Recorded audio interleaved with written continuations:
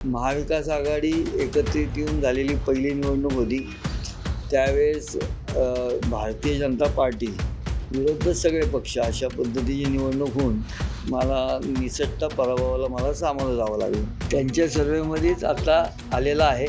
त्याचं उत्तर तुम्ही त्या काँग्रेसचं सर्वे मिळवा, त्याच्यात तुम्हाला तुमच्या प्रश्नाचं उत्तर तुम्हाला मिळेल. येणाऱ्या काळातसुद्धा मला पक्षाने संधी दिली तर यावेळेस मी चांगला आशीर्वाद जनतेचा मिळवेल असा मला विश्वास वाटतो. कोणती जागा कोणाच्या पारड्यात पडणार, उमेदवारी मिळणार की पत्ता कट होणार, हायकमांडचा आदेश पाळणार की बंडाचं निशाण फडकावणार.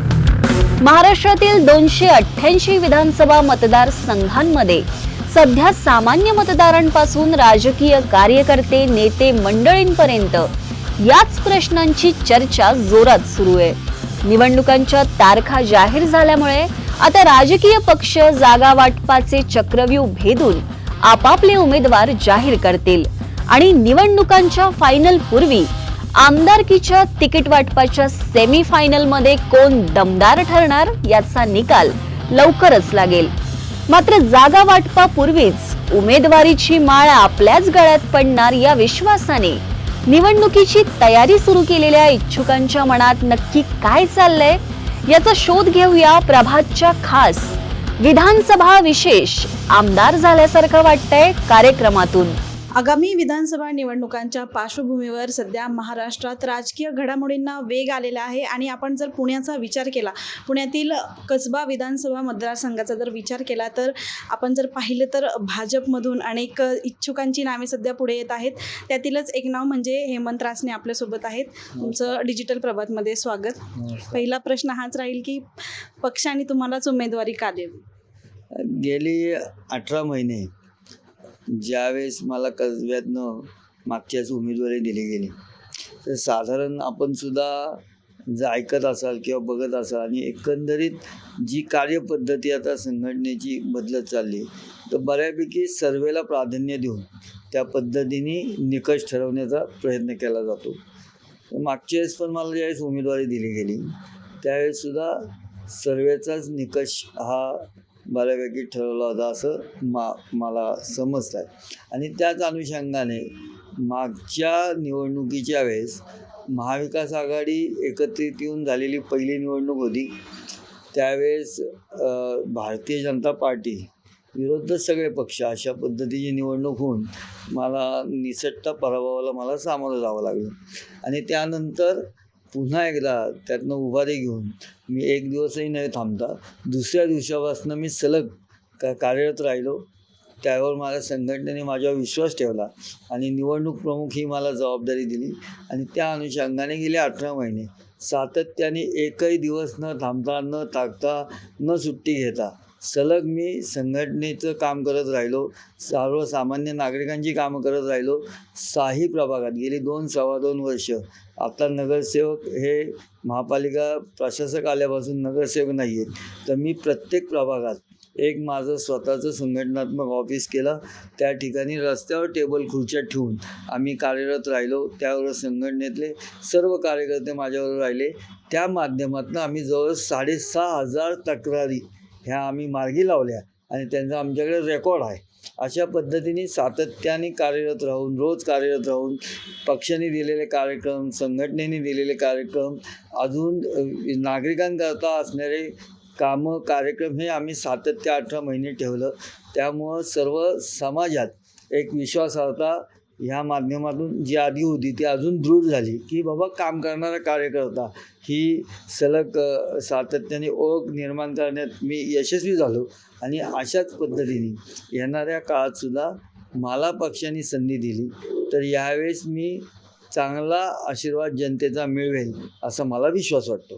खरं तर आपण पाहिलं तर तुम्ही सर्वेचा उल्लेख केला आहात तर त्या सर्वेचे साधारण निकष काय होते आणि आता पुन्हा नव्याने तुम्ही उभारी घेत आहात तर आपण जर पाहिलं तर पक्षांतर्गत देखील नाराजीचे सूर लागण्याची शक्यता आहे. जसं आपण पाहिलं तर धीरज घाटे यांचं नाव देखील इच्छुकांमध्ये आहे, कुणाल टिळक असतील.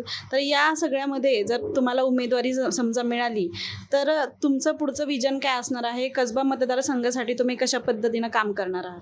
आता जर साधारण बघितलं, हा जो कसबा मतदारसंघ आहे, याची जुने पुण्यात ही ओळख आहे.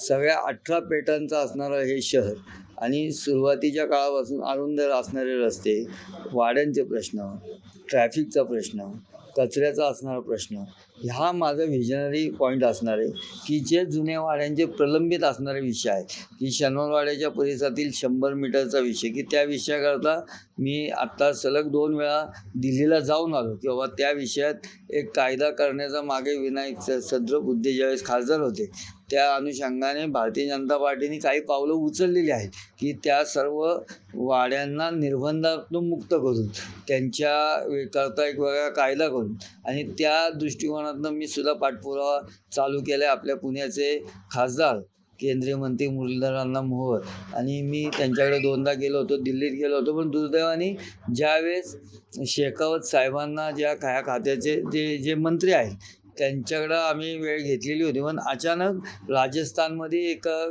काहीतरी प्रश्न निर्माण झाला त्यांच्या मतदारसंघाच्या जवळ, त्यामुळे त्यांना तातडीने राजस्थानला जावं लागलं. त्यामुळे त्यावेळेस त्यांची भेट होऊ शकली नाही, परंतु येणाऱ्या नजीकच्या काळात त्यांची भेट होऊन कायद्यामध्ये बदल करून ह्या विषयातसुद्धा शनिवारवाडीच्या अवतीभोवतीच्या ज्या वाड्यांचे प्रश्न आहेत ते सोडवण्याला आमचं प्राधान्य राहणार आहे.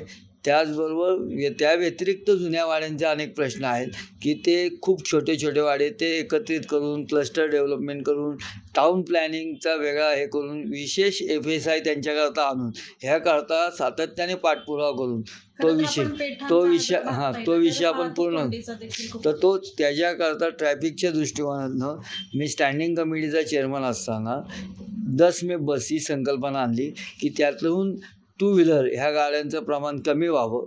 त्यात आपण झोन वाईज केलं.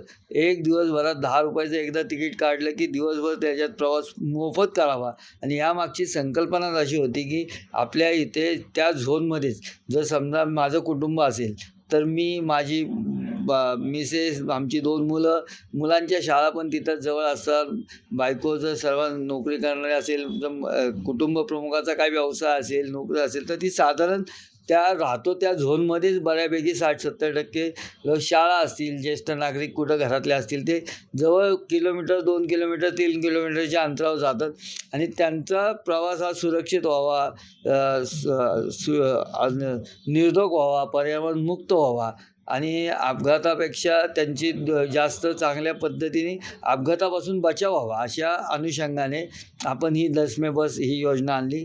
त्याचबरोबर आता स्वारगेट ते शिवाजीनगर ही पुणे शहरातील अंडरग्राऊंड मेट्रो ही व्यवस्थासुद्धा भारतीय जनता पार्टीच्या माध्यमातून केंद्र सरकार, राज्य शासन आणि पुणे महानगरपालिका ज्यावेळेस होती त्यावेळेस त्याचा सातत्याने पाठपुरावा करून तीसुद्धा आत्ता आपली त्या ठिकाणी आलेली आहे. आणि त्याकरता ट्रॅफिककरता बस आणि मेट्रो ह्याच्या माध्यमातून ह्या ठिकाणच्या वाहतूक कोंडीवर आम्ही मार्ग काढू. असणारे जे पार्किंग्ज आहेत ते आपण मोठ्या प्रमाणात त्यांची निर्मिती करू.